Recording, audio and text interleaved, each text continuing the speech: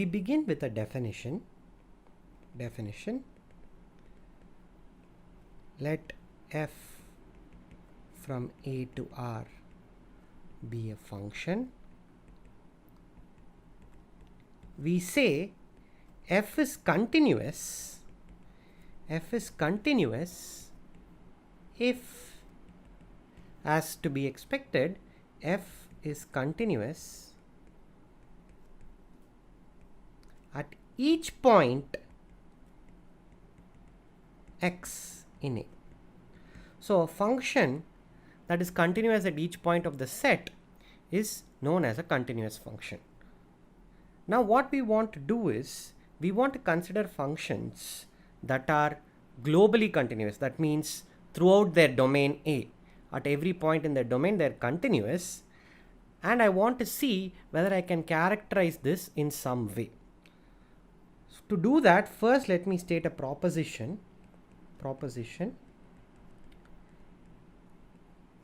Let f from A to R be continuous at x in A, at just one point. Then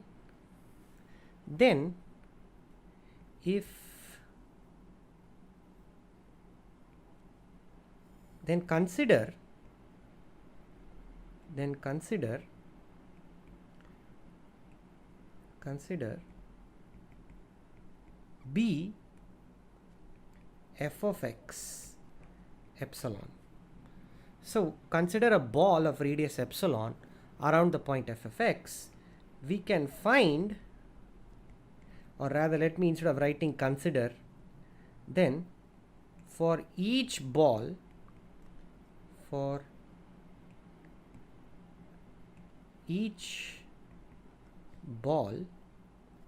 b f of x epsilon, we can find a ball b x delta such that f of b x delta intersect with A is a subset of b of f of x epsilon.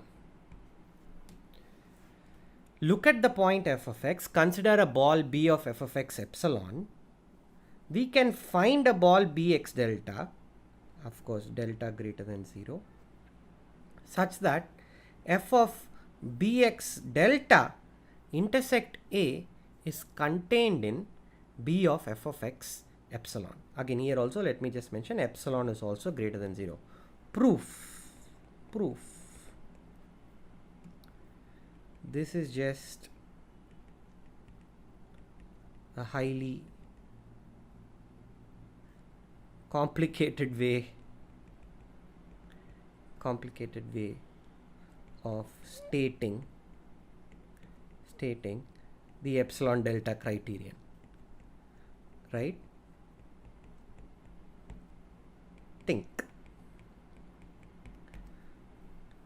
So this fancy proposition just recasts the epsilon delta definition in the language of balls.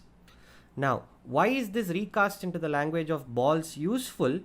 Because we can prove the following theorem.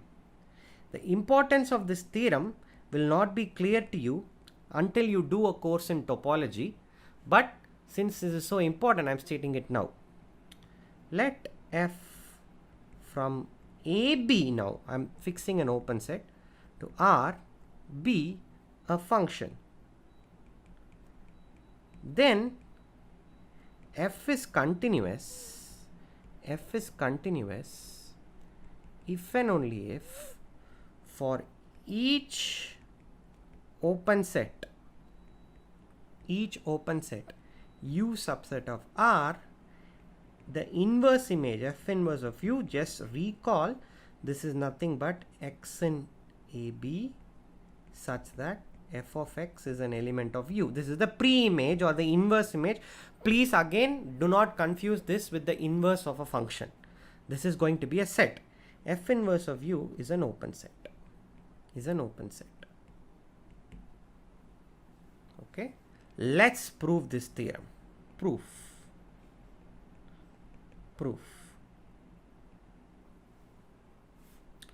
Suppose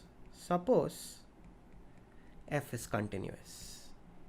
F is continuous and U subset of R is open.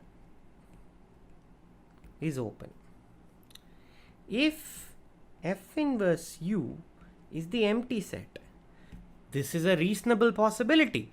The function f need not attain any value in the set U. That is very much possible. If f inverse U is the empty set, then nothing to prove. Why? Because the empty set, for extraordinarily stupid reasons, is an open set. The condition of open set is every point is an interior point. There is no point in the empty set. Therefore, it's an open set for stupid reasons. There's nothing to prove. Okay? Let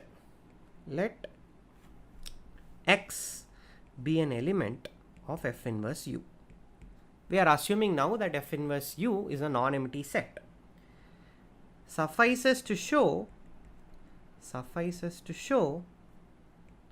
that X is an interior point of F inverse U. Right? That's the definition of an open set. Every point is an interior point. Okay. Now what we do is, by the previous proposition,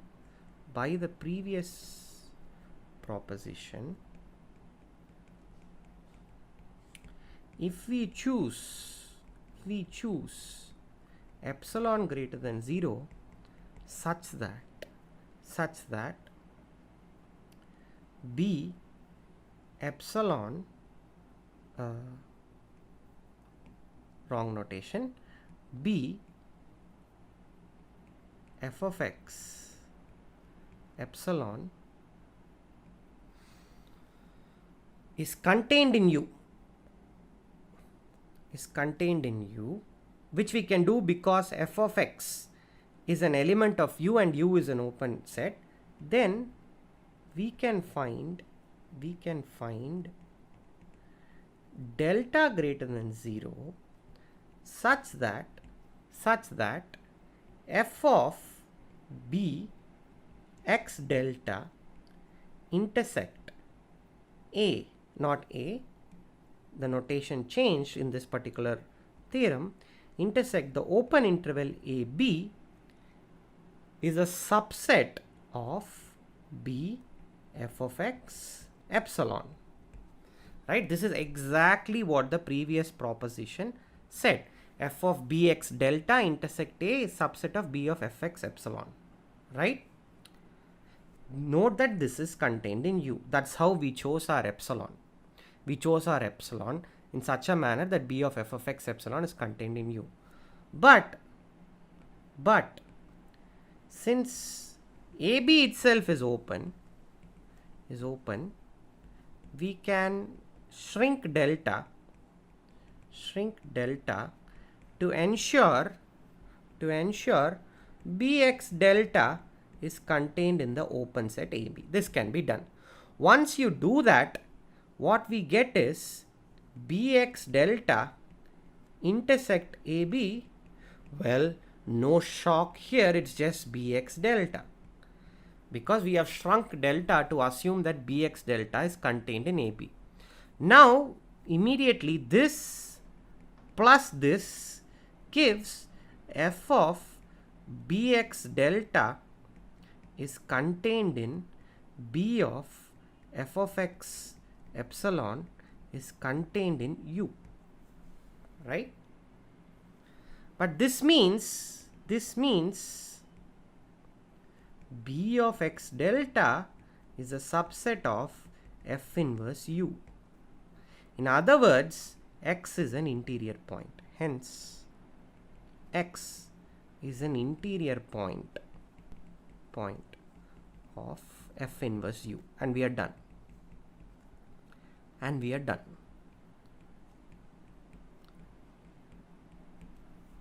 Okay. So this proves one direction. Assuming f is continuous, we got this. Now conversely, assume that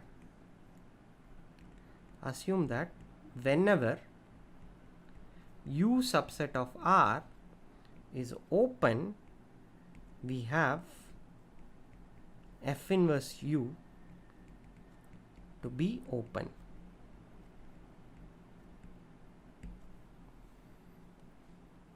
Okay, then for X in AB, we can choose for any fixed epsilon greater than 0, U has B of X epsilon, right? Because this applies to any open set, it certainly applies to open balls. Okay, then F inverse Bx epsilon is open.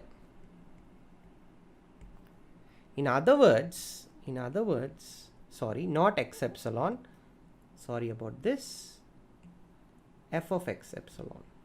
This has to be on the codomain side, not on the domain side. B of Fx epsilon, B of Fx epsilon is open. In other words, X is an interior point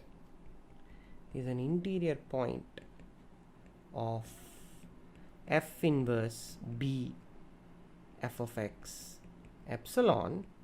Therefore we can find delta greater than 0 such that B of X delta is contained in F inverse B F of X epsilon, which is just saying F of Bx delta is contained in B of F of X epsilon. Okay, that by the previous proposition we are done.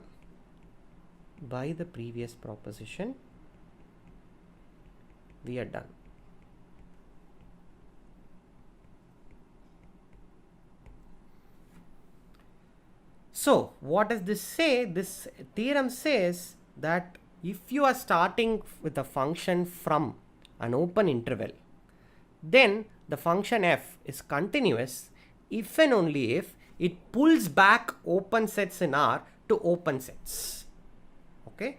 Now, if you think about this for a moment, if you look through the proof carefully, this AB could have been replaced by any open set. And the same proof will go through with minor modifications.